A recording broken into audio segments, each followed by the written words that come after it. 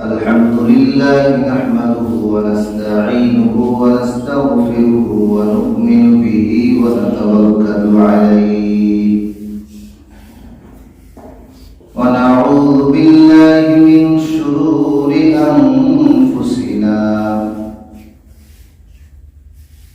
ومن سيئات أعمالنا من يهده الله فلا مضل له ومن يضلله فلا هادي له ونشهد أن لا إله إلا الله وحده لا شريك له ونشهد أن سيدنا وسندنا وحبيبنا وحبيب ربنا وطبيبنا وطبيب قلوبنا ومولانا محمدا عبده ورسوله صلى الله عليه وعلى آله وأصحابه وبارك وسلم. أما بعد فأعوذ بالله من الشيطان الرجيم. بسم الله الرحمن الرحيم. سبحان الذي أسرى بعبده ليلا من المسجد الحرام إلى المسجد الأقصى الذي باركنا حوله لنريه من آياتنا إنه هو السميع البصير. صدق الله المولى العظيم. قال رسول الله صلى الله عليه وسلم: لا يؤمن أحدكم حتى أكون أحب إليه من والده وولده والناس أجمعين. وقال تعالى في شان حبيبه: إن الله وملائكته يصلون على النبي يا أيها الذين آمنوا صلوا عليه وسلموا تسليما. اللهم صل على محمد وعلى آل محمد كما صليت على إبراهيم وعلى آل إبراهيم إنك حميد مجيد. اللهم بارك على محمد وعلى آل محمد كما باركت على إبراهيم وعلى آل إبراهيم إنك حميد مجيد. بلغ العلا بكماله كشف الدنيا بجماله حسنت جميع خصاله صلوا عليه وآله. আলহামদুলিল্লাহ, আল্লাহ রাব্বুল আলামিনের দরবারে অসংখ্য অগণিত লাখ কোটি শুকর ও সুজুদ যে মহান রব্বুল আলামিন আপনাকে আমাকে আজকের এই রজব মাসের শেষ জুমায় আল্লাহ তাআলা আমাদেরকে আসার, বসার, বলার এবং শোনার তৌফিক দান করেছেন। এজন্য শুকরিয়া আদায় করি আলহামদুলিল্লাহ। আল্লাহ রাব্বুল আলামিন যুগে যুগে মানব জাতির হেদায়েত এবং কল্যাণের জন্য নবী রাসূল পাঠিয়েছেন।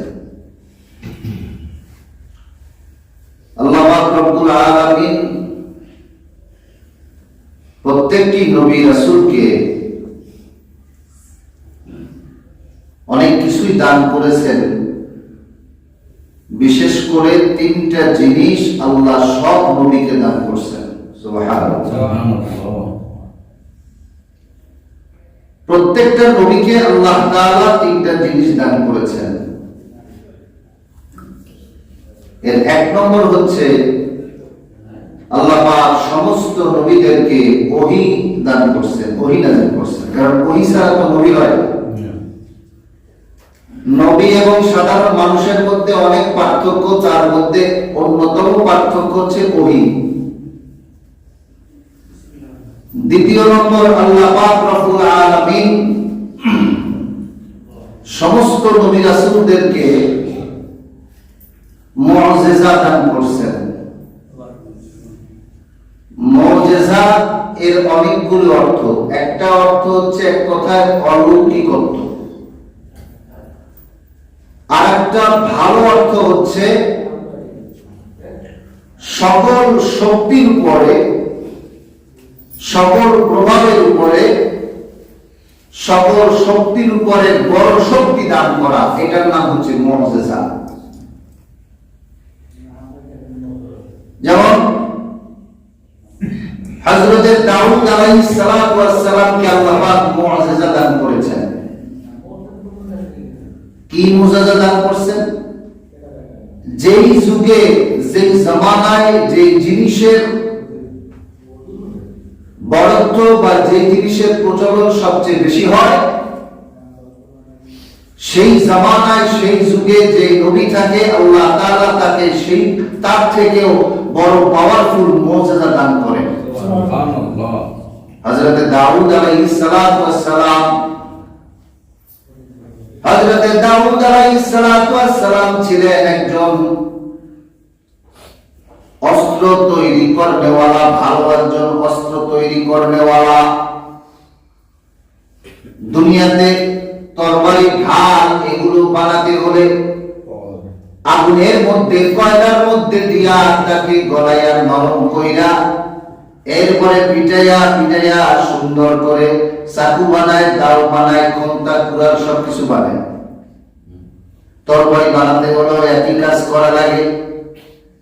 কিন্তু আল্লাহ পাক রব্বুল আলামিন হযরত দাউদ আলাইহিস সালাতু ওয়াস সালামকে এমন মুআজিজা দান করেছিলেন।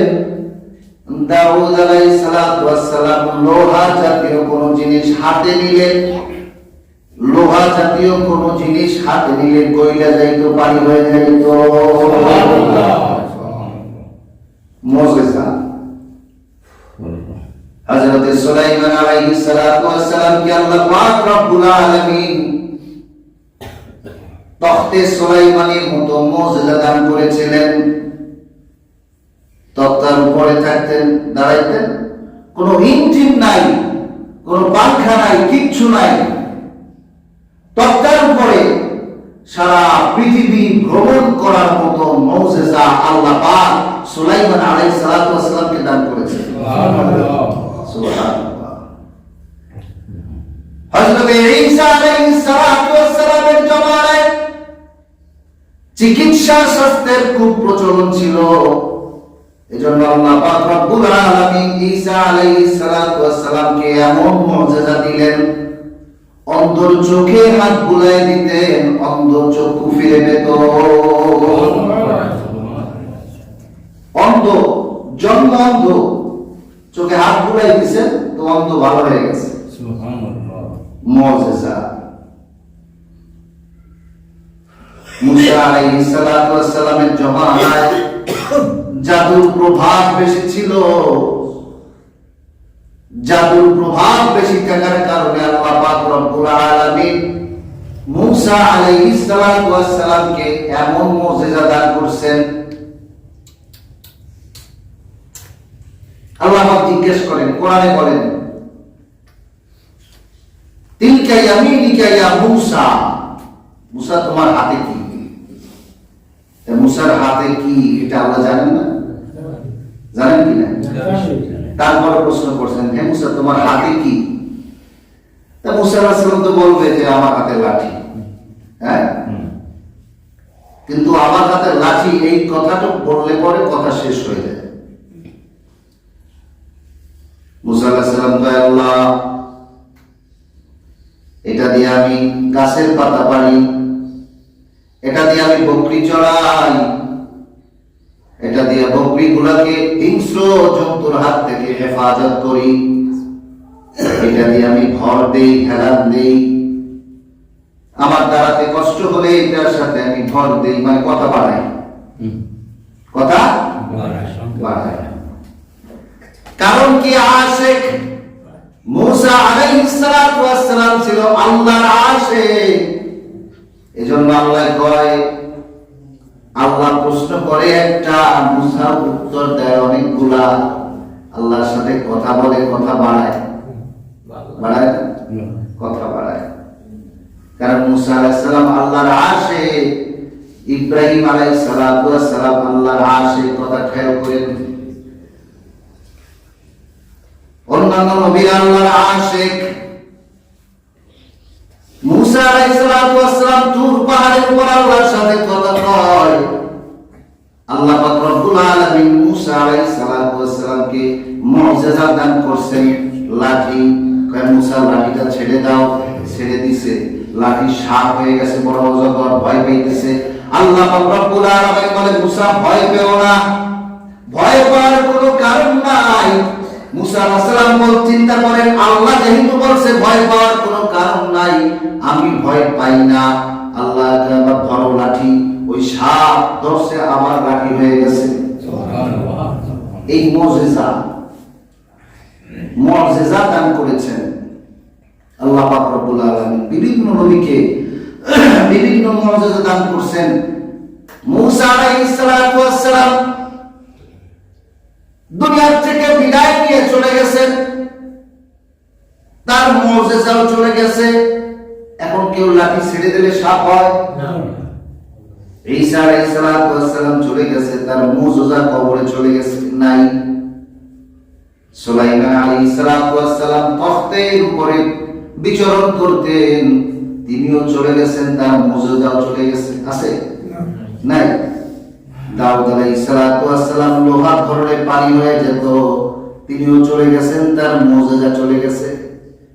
এবার আসেন আমার আপনার নবী, বিশ্ব নবী, হেড অফ দ্য ওয়ার্ল্ড, জনাবে মুহাম্মদুর রাসূলুল্লাহ, জোরে বলেন সাল্লাল্লাহু আলাইহি ওয়াসাল্লাম কে আল্লাহ পাক রব্বুল আলামিন 3000 এর অধিক মুজিজা দান করেছিলেন। সুবহানাল্লাহ।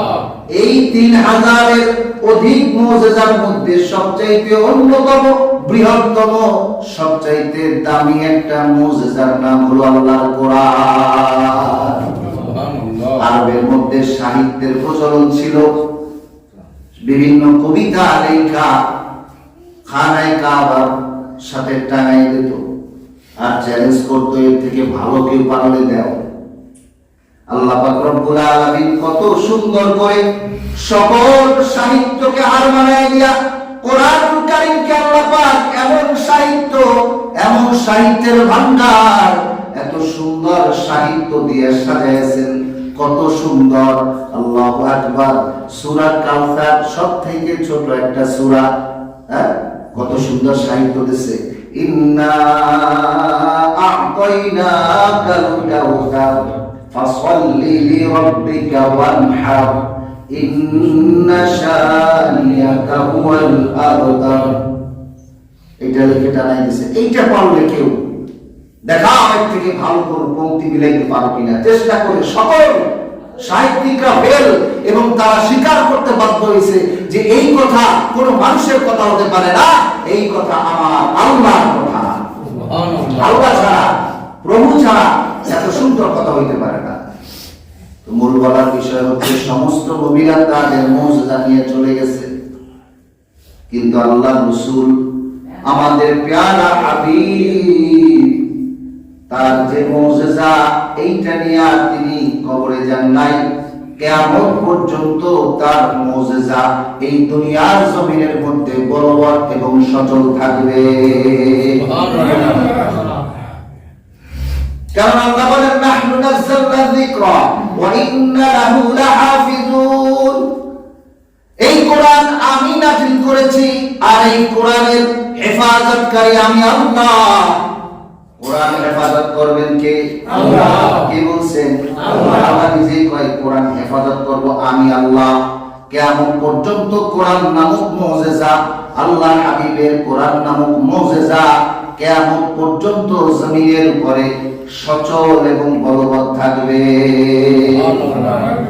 কমতি হবে না। একটা ভুল কেউ কোনোদিন প্রমাণ করতে পারবে না। আল্লাহর হাবিব আলাইহিস সালাতু ওয়াস সালাম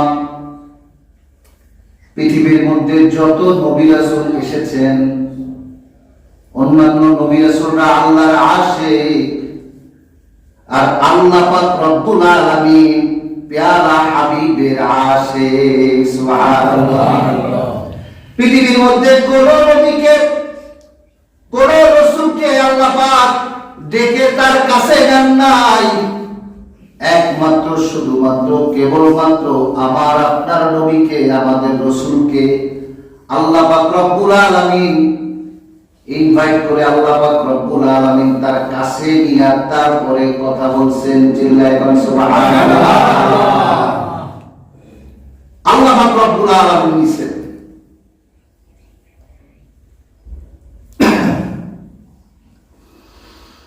ইসরা ও মিরাজ দুটা জিনিস। ইসরা হচ্ছে নৈশ যাত্রা। ইসরা শব্দের অর্থ কি? নৈশ মানে রাত্র, রাত্রের যাত্রা। এটা হলো মসজিদুল হারাম থেকে বাইতুল মাকদিস, যেটা এখন ফিলিস্তিনে অবস্থিত, বাইতুল মুকাদ্দাস আমরা বলি। তো কোথায় মসজিদুল হারাম আর কোথায় বাইতুল মাকদিস? হ্যাঁ, অনেক দূরত্ব, অনেক দূরত্ব। আল্লাহর হাবিব আলাইহিস সালাতু ওয়াস সালাম খানায়ে কাবার পাশে হেলান দিয়া বিশ্রাম নিতেছেন। আল্লাহ পাক রব্বুল আলামিন হযরত জিবরাইল আলাইহিস সালাতু ওয়াস সালামকে পাঠিয়ে দিলেন, যাও যাও আমার বন্ধুকে আমার সাথে সাক্ষাতের জন্য, আমার প্যারা হাবিবকে আমার সাথে সাক্ষাতের জন্য নিয়ে আসো। কিতাবের বর্ণনায় আসছে আল্লাহর হাবিবের ওই বিশ্রামরত অবস্থায় তার সিনা সাক করা হয়েছে। সিনা সাক করে ওইখান থেকে আল্লাহু আকবার, আল্লাহ পাক রব্বুল আলামিনের নির্দেশে জিবরাইল আলাইহিস সালাতু ওয়াস সালাম, আল্লাহ পাক রব্বুল আলামিন আল্লাহ পাক রব্বুল আলামিনের নির্দেশে জিবরাইল আলাইহিস সালাতু ওয়াস সালাম বাইতুল মাকদিসে নিয়ে আসলেন বুরাকের সাহায্যে। বাহনটার নাম কি? বুরাক। বুরাকের সাহায্যে বাইতুল মাকদিসে আনলেন। আল্লাহর হাবিব বাইতুল মাকদিস দেখার পরে চিন্তা করে, এই তো সেই জমিন যেখানে অসংখ্য নবী রাসূল এসেছেন, অসংখ্য নবী রাসূলের পদচারণায় মুখরিত ছিল এই জমিন। বাইতুল মাকদিসের ভিতরে ঢুকিয়া আল্লাহর হাবিব আলাইহিস সালাতু ওয়াস সালাম 2 রাকাত নামাজ আদায় করলেন। কয় রাকাত? 2 রাকাত। তাহিয়াতুল মসজিদ 2 রাকাত নামাজ আদায় করার পর কেউ কেউ বলে ওইখানে সমস্ত নবীদেরকে নিয়ে আল্লাহর হাবিব আলাইহিস সালাতু ওয়াস সালাম জামাত করেছেন। 2টা মত। একটা হচ্ছে কিতাবের ভিতরে স্পষ্ট বর্ণনা আসছে, বিভিন্ন আসমানে যখন গেছে আল্লাহ ফেরেশতা জিবরিল আলাইহিস সালাতু ওয়াস সালাম বিভিন্ন নবীর সাথে, রাসূলের সাথে পরিচয় করাই দিয়েছেন। তো দ্বিতীয় মতটা গ্রহণযোগ্য। প্রথম মতটা হচ্ছে যে উপরে ঊর্ধ্বগমন, মেরাজ মানে হচ্ছে ঊর্ধ্বাকাশ গমন। তো এটার আগে কেউ বলতেছে যে ওখানে জামাতে নামাজ পড়ছে। আর সবচেয়ে গ্রহণযোগ্য মত হচ্ছে যাইতে যাইতে যাইতে যাইতে সবার সাথে পরিচয় হওয়ার পরে যখন আবার ফিরে আসলেন নামাজের বিধান নিয়ে, পর্যায়ক্রমে আসবে কথা, নামাজের বিধান নিয়ে যখন ফিরে আসলেন তখন আল্লাহ পাক রব্বুল আলামিন তার কুদরতি ভাবে, আল্লাহ পাক কেমনে করছেন এটা আল্লাহই জানেন, সমস্ত নবীদেরকে বাইতুল মাকদিসে পাঠালেন এবং আল্লাহর হাবিব আলাইহিস সালাতু ওয়াস সালাম সেইখানে তাদের ইমামতির দায়িত্ব পালন করে নামাজ আদায় করছেন। সুবহানাল্লাহ, ইমামুল মুরসালিন। সুবহানাল্লাহ, এটাই গ্রহণযোগ্য মত। বাইতুল মাকদিস থেকে আল্লাহ পাক রব্বুল আলামিনের নির্দেশে এবার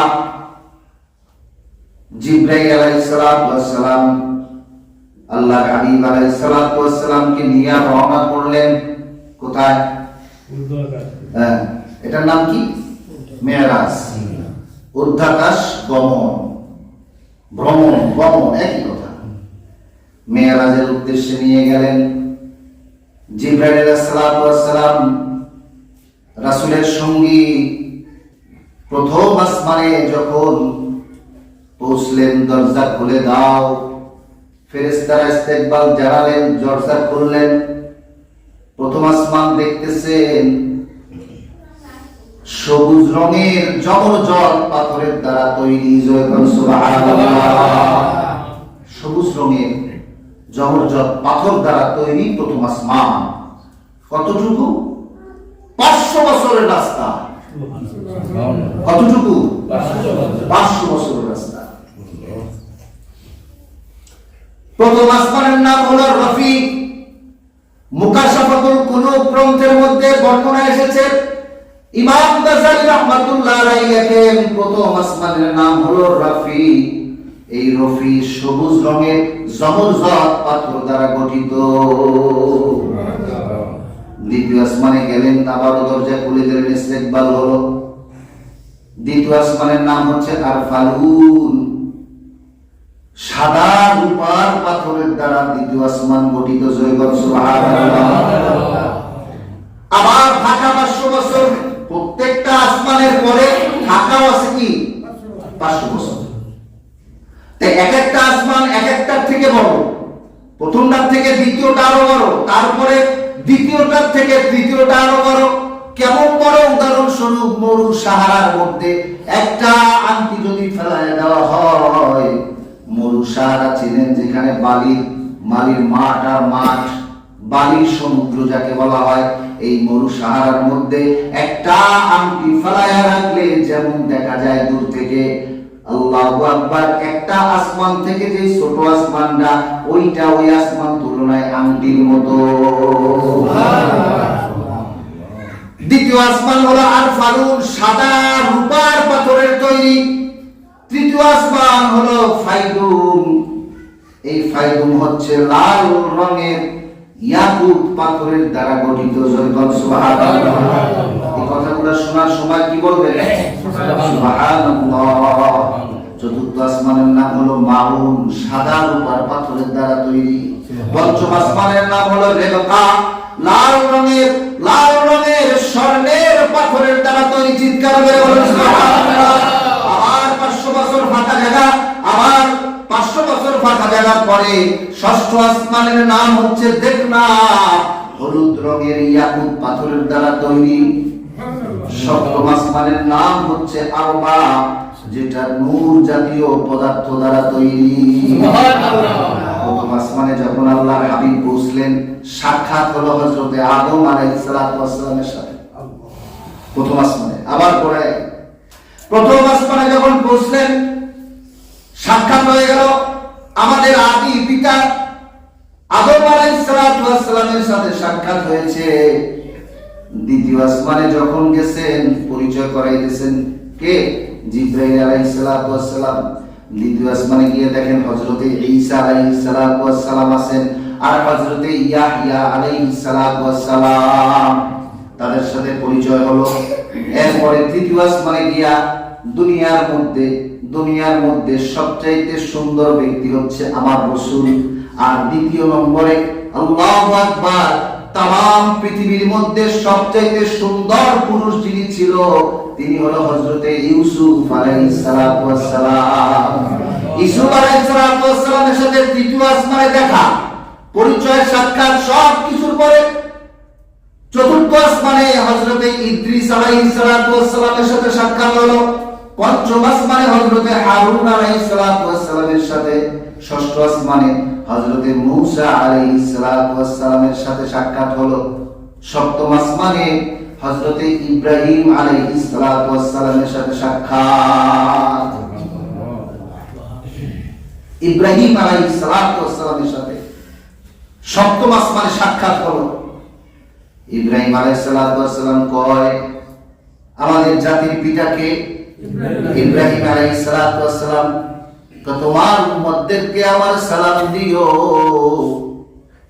আর তাদেরকে সুসংবাদ জানাইও, বেহেশতের মধ্যে যে ফলগুলো আছে এগুলা কিন্তু খুব সুস্বাদু, খুব মজাদার। তোমার উম্মতদেরকে আমার সালাম দিয়ে। দেখছেন আল্লাহ, পিতার অবস্থাটা কেমন? এমনই হয়, হ্যাঁ, সন্তান নাতিপুতির খোঁজ খবর রাখে না?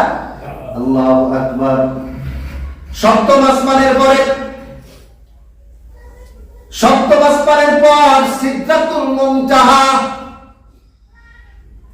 আল্লাহ রাব্বুল আলামিন কোরআনে বলেন, ইনদা সিদরাতুল মুনতাহা ইনদাহা জান্নাতুল মাওয়া। সুবহানাল্লাহ। সিদরাতুল মুনতাহা একটা বড়ই গাছ আছে, আবার হিজর নামক ফল আছে এবং মটকার মতো বড় বড়।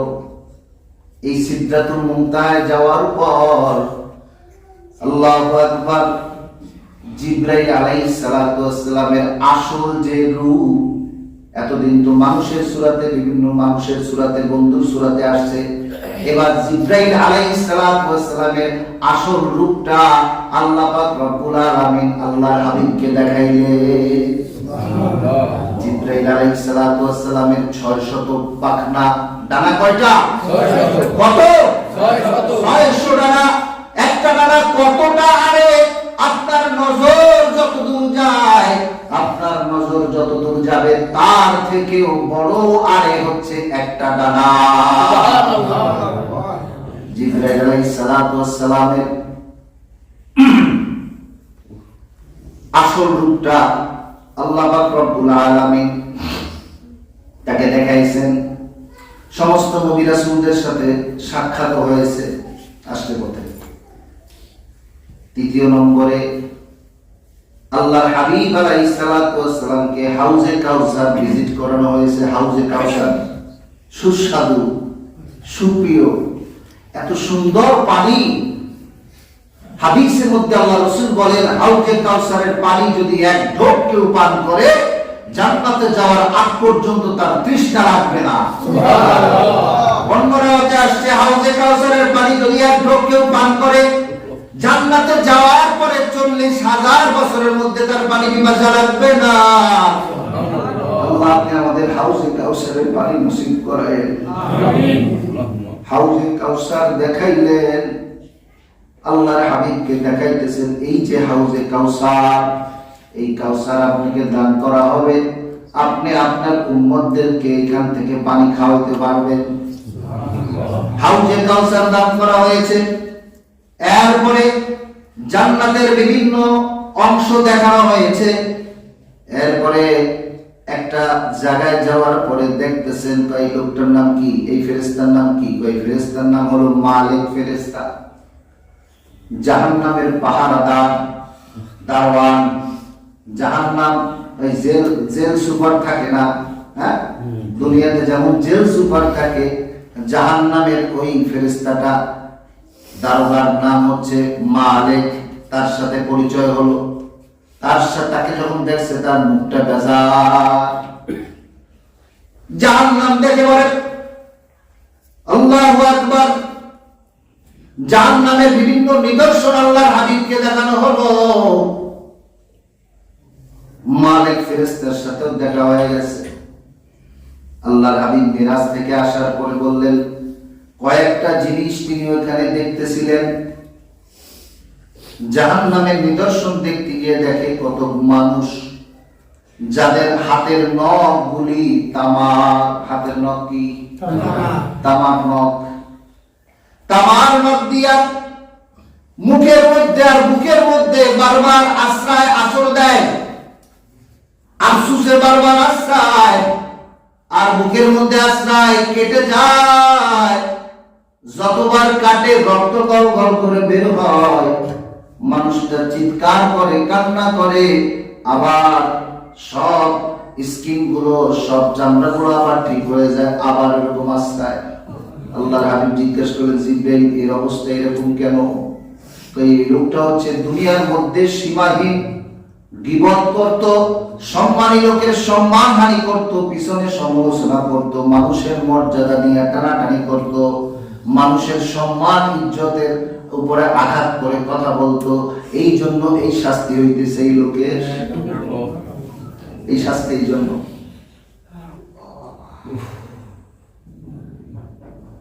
মানুষকে বলতে বলতে বলতে বলতে যার দ্বারা আখিরাত ঠিক হয়, এমনি মানুষকে তো বলেই বলে সর্বশেষ মানে কপাল যদি পড়ে তাহলে আর কি হয়?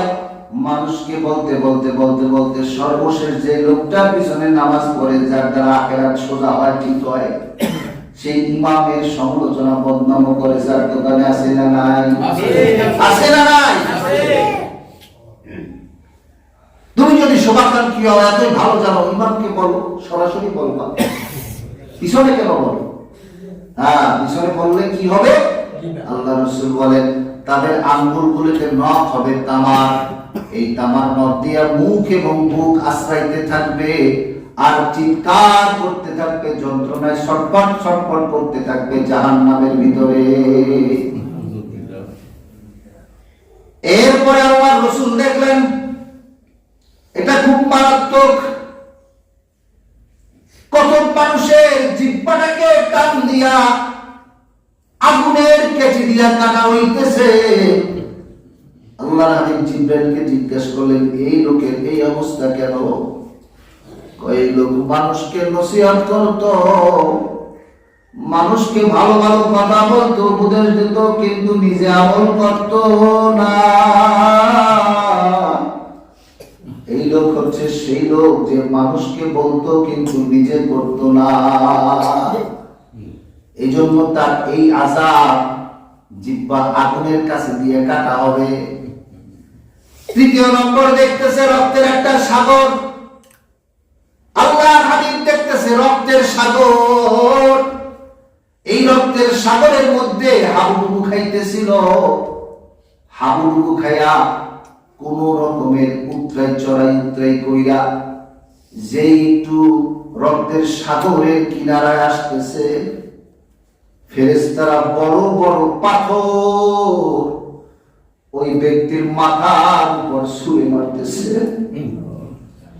পাথরের আঘাতে মাথা ছিন্ন বিচ্ছিন্ন হয়ে যায়, 70 মাইল দূরে চলে যায়, অনেক দূরে চলে যায়। পাথরের আঘাত দেওয়া হচ্ছে, বারবার সাঁতরাইয়া কোন রকমে রক্তের নদী পার হইয়া বারবার যখন কিনারে আসে, বারবার করে এইভাবে মারা হইতেছে। আল্লাহর হাবিব জিজ্ঞেস করেন, এই লোক কারা?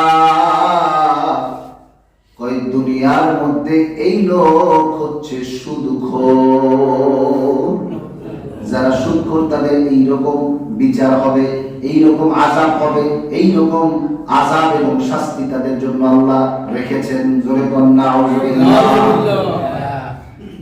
আল্লাহ নবী হাদিসের মধ্যে বলেন এমন একটা জামানা আসবে যেই জামানায় সুদের শ্বাস প্রশ্বাস নেবে তার মধ্যে সুদ ঢুকবে। কে চলে না? কি কর? আল্লাহু আকবার। যে পুরুষেরা সুদ খায়, সুদ দেয়, সুদের সাক্ষী থাকে, সুদের লেখক থাকে, কয় রকম? সুদদাতা, গ্রহীতা, সাক্ষী আর লেখক। এই 4 জনের উপরে আল্লাহ রাসূল কয়, আল্লাহ এবং আল্লাহ রাসূলের অভিশাপ এই 4 জনের উপরে। সুদের সবচেয়ে বড় গুনাহ হচ্ছে আল্লাহর সাথে যুদ্ধ ঘোষণা করা, সবচেয়ে বড় আল্লাহর সাথে যুদ্ধ ঘোষণা করা। আর সবচাইতে নিম্ন এবং ছোট্ট গুনাহ হচ্ছে নিজের আপন মায়ের সাথে জিনা করা। মহিলা যদি সুদে টাকা লাগায়, নিজের আপন বাপের সাথে জিনা করলে যেই গুনাহ হয়, এই রকম গুনায় প্রতিনিয়ত সে জর্জরিত। আল্লাহু আকবার। সুদ খুব মারাত্মক। কোন গরুর কান্দে যদি ঘা হয়, পোকা হয়, 7 জন এলাকার 7 জন সুদখোরের নাম লেখা তাবিজ বানায় গরুর গলায় ঝুলাই দেবেন, দেখবেন পোকাগুলো নেমে যাবে। কারণ পোকায় কয় এই রকম নিকৃষ্ট সুদখোরের নাম যেখানে থাকবে সেইখানে আমরা পোকারা থাকি না। কি নিয়ে কবরে রওনা করছি বাবা, না খাইলে কি হয়?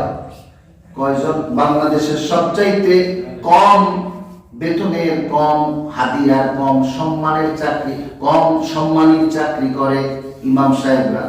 তাহলে তো তাদের তো লোন উঠানো দরকার ছিল সবচেয়ে বেশি, তাই না? কয়জন ইমাম লোন উঠেছে? আল্লাহ সম্পর্কে যার যেমন ধারণা, আল্লাহ তাকে সেই রকম ফল দেয়। এক সময় যখন ব্রাঞ্চ ছিল না, গ্রামীণ ব্যাংক ছিল না, বিভিন্ন সমিতি যখন ছিল না, এই বিভিন্ন সমিতিগুলো যখন ছিল না, তখন মানুষ বাঁচে নাই। হ্যাঁ, মানুষের অভাব ছিল না, ছিল কিনা? ছিল। আবার দোয়া চায়, সব জিনিসের জন্য দোয়া চাওয়া জায়েজ নাই। একজন লোক এসে দোয়া চাচ্ছে, হুজুর আমার ডলির জন্য একটু দোয়া করে। দেখিয়ে কিসের জন্য দোয়া করবো? আমার ডলি ব্রাকের বড় অফিসার হয়েছে, একটা মোটরসাইকেল পাইছে, মাশাআল্লাহ আলহামদুলিল্লাহ, হুজুর আমার ডলির জন্য একটু দোয়া করেন। এখন হুজুরের যদি সঠিক দোয়া করতে হয়, তাহলে হুজুর দোয়া, আল্লাহ এই সুদের চাকরি থেকে ডলিরে ছুটাইয়া দাও, আর এই অফিস থেকে যেন মোটরসাইকেলটা সিজ করে নেয়। এই দোয়া করতে হবে। হ্যাঁ, হারাম জিনিসের ব্যাপারে দোয়া চাওয়া জায়েজ নাই, দোয়া করাও জায়েজ নাই। কোন জায়গা দোয়া চাইলে ঠিক পায় না। এই সাহেব আহমদুল্লাহ সাহেব দাওয়াত বরকাতুহু একদিন কসমারে মিলাদ এনেছে। কিসের দোকান? এই মিরপুর একটা সিডির দোকান উদ্বোধন করবেন, মিলাদ সিডির দোকান। এনে মিলাদ পড়লেন। কোন দেশে আমরা বাস করি যে থিয়েটার উদ্বোধনের আগে কোরআন তেলাওয়াত হয়? জোরে কোন নাউযুবিল্লাহ। এটা কোরআনকে অপমান করার শামিল, কোরআনকে বেইজ্জত করার শামিল। কথা ঠিক কিনা? বলো, হারাম দোয়া নিয়ে কোন হুজুরের কাছে যাবেন না। আর কোন হুজুরের কাছে গেল, সেই হুজুর এরকম উল্টা দোয়া করা তার জন্য জমিন হয়ে যাবে। হারাম জিনিসের দোয়া করা যাবে না। এই সুদখোরের সাজা হবে। আল্লাহু আকবার। মাঝে মধ্যে আল্লাহ পাক রব্বুল আলামিন দেখায় দেয় এক সুদখোর মারা গেছে। সুদখোর মারা যাওয়ার পর আল্লাহ পাক রব্বুল আলামিন মাঝে মধ্যে কোন মানুষকে, কোন আল্লাহর ওলিকে কাশফ খুলে দেয়। এই কাশফ খোলার মাধ্যমে সে অনেক জিনিস আল্লাহ তাকে দেখায়। কি দেখায়? যখন কে দেখায়? আল্লাহ দেখায়। চরমুনায় ইসহাক সাহেব রাহমাতুল্লাহ আলাইহি এলাকায় আসার পরে, মিশর থেকে আসার পরে একজনে দোয়া করতে নিছে। কয় হুজুর আমার বাবা ইন্তেকাল করছে, একটু দোয়া করে যান। কোথায় কবর? ওই যে ওইখানে চলেন, ওই বাঁশ গাছের নিচে। হুজুরকে নিয়ে গেছে। হুজুর যথা নিয়মে সূরা ফাতিহা, ইখলাস পাঠ করার পরে, দুরূদ পাঠ করার পরে আল্লাহু আকবার যখন হাত তুলছেন, আল্লাহ পাক রব্বুল আলামিন ইসহাক সাহেব রাহমাতুল্লাহ আলাইহি দেখায়া দিয়েছেন। হাত তোলার কিছুক্ষণ পরে একটা চিৎকার মাইরা ওইখান থেকে হুজুর দৌড় মারছে। এক দৌড়ে তার চরমুনাই মাদ্রাসার সামনে চলে আসছে। ওই লোক পিছে পিছে দৌড়ায়। হুজুর কাঁদতেছে, মসজিদের মধ্যে ঢুইকা সিজদায় পড়ে কাঁদতেছে। ওই লোকটাও আসছে পিছে পিছে। একটা হুজুর নিয়ে গেলাম বাবার জন্য দোয়া করতে, চলে আসলেন। হুজুর কাঁদতে যার কয়, বলে বাবা আল্লাহ আমার যে জিনিস দেখাইছে, তুমি যদি দেখতা,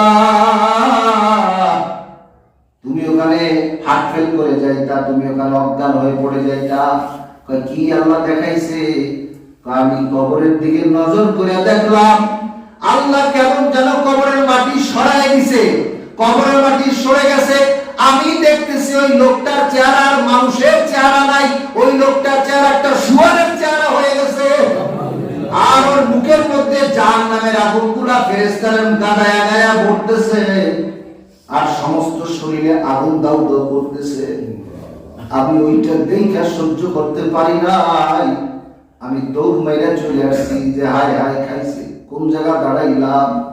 যারা সুদ খাও বাবা, খুব খেয়াল কইরা চিন্তা ভাবনা কইরা তারপরে মাওলার কবরে যায় শুইও। যারা সুদের সাথে জড়িত আছো, তওবা না করলে আজকে রাতে যদি মারা যাও, তুমি সুদখোর হয়ে কিয়ামতের ময়দানে উঠবা, তুমি কিন্তু এই রকম আযাবের সম্মুখীন হয়ে যাবা।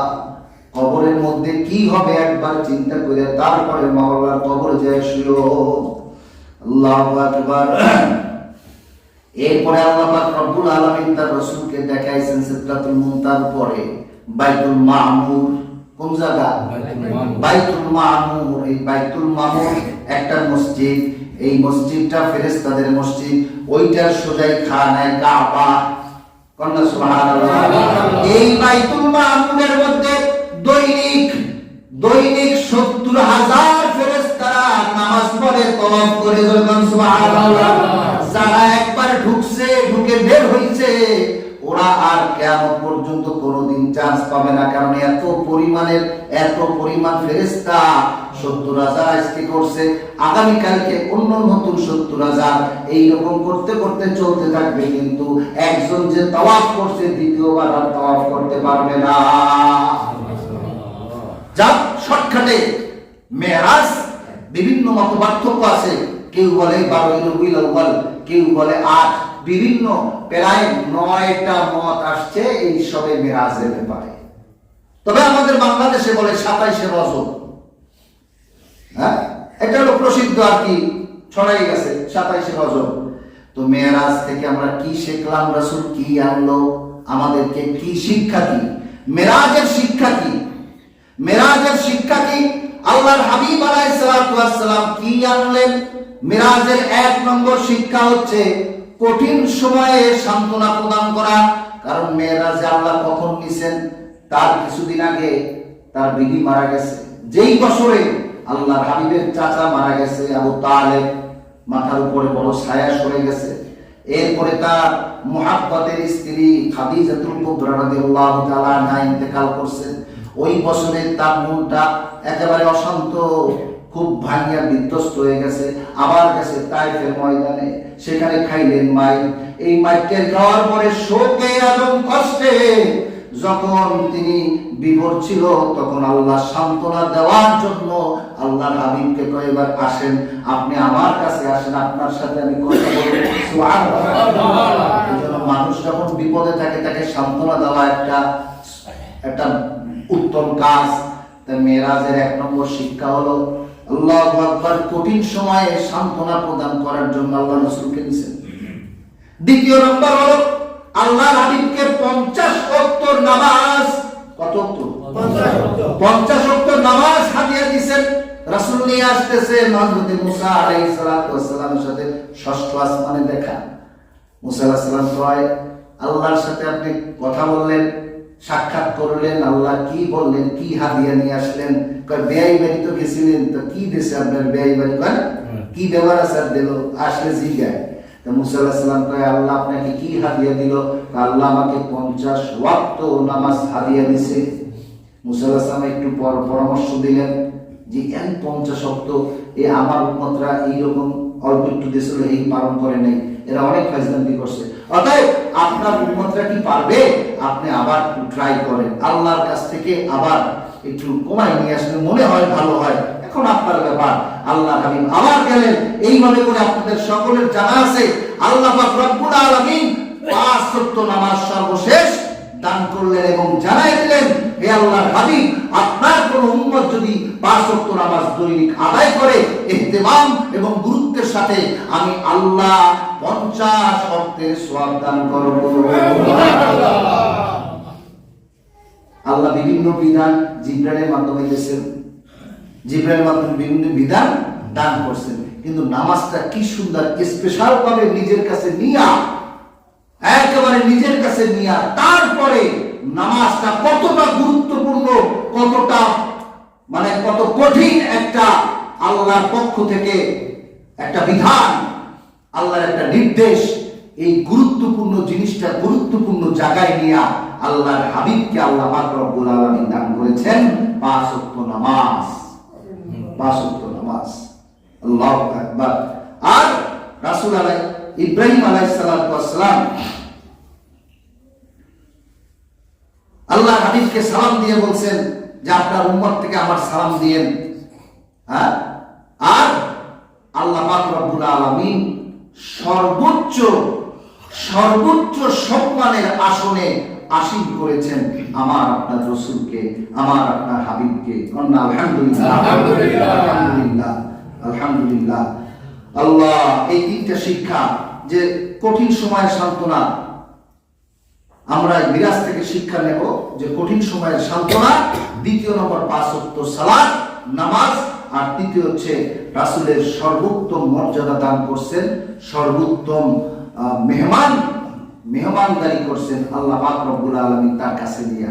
আল্লাহ পাক রব্বুল আলামিন আমাদের এই মেরাজের শিক্ষা আমাদের হৃদয়ে ধারণ করার তৌফিক দান করেন, এবং এই যে মেরাজে 5 ওয়াক্ত নামাজ নিয়ে আসলেন, এই নামাজ আমরা যখন পড়ব এই মেরাজের হক আদায় হবে। আল্লাহ আমাদের তৌফিক দান করুন। আমার তৌফিক ইল্লা বিল্লাহ, ওয়া মা আলাইনা।